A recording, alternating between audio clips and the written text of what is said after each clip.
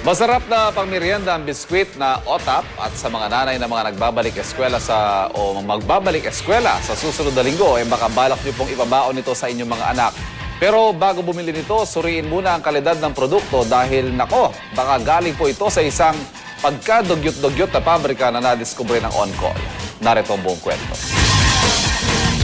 Pagdating ng pasukan, sigurado magiging patok na naman na pambaon ng mga biskwit, mamon tostado at OTAP.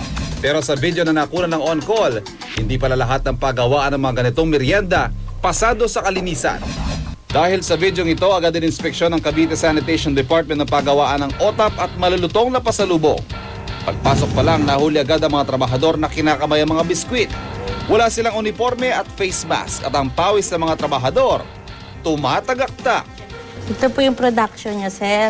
Sa mga ano nyo po, pag nagagawa kayo, lagi pong wala kayong gloves. Kailangan po talaga naka-gloves. Tsaka sana po ito, stainless po, ma'am. Hindi po kahoy. Kasi ma'am, pag ano po, yung ano niya po, yung bacteria po, tsaka yung ano, didikit po. Makikita natin yung mga violations nila. Unang-una sa storage room nila, yung mga flour, yung mga arena nila, wala siyang paleta. Directly nakapatong siya sa semento.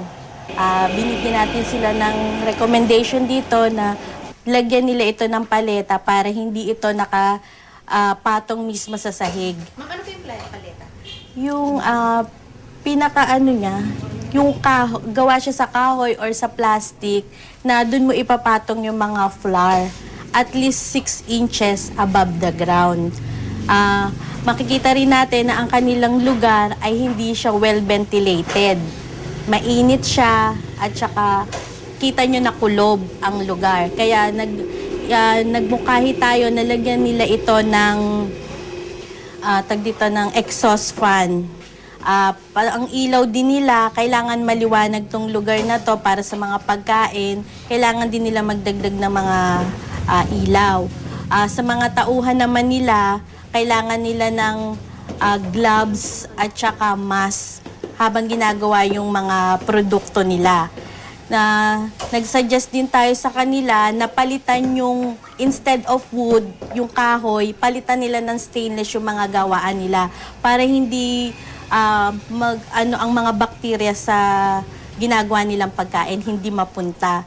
Tapos yun naman sa kanilang solid waste management, kailangang ihiwalay ang nabubulok sa di nabubulok, yung biodegradable tsaka non-biodegradable na mga basura nila.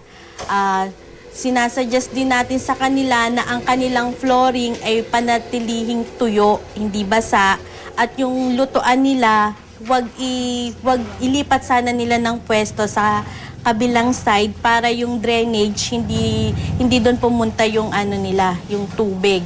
Panitilihin nila yung kalinisan ng lahat ng gamit nila dito.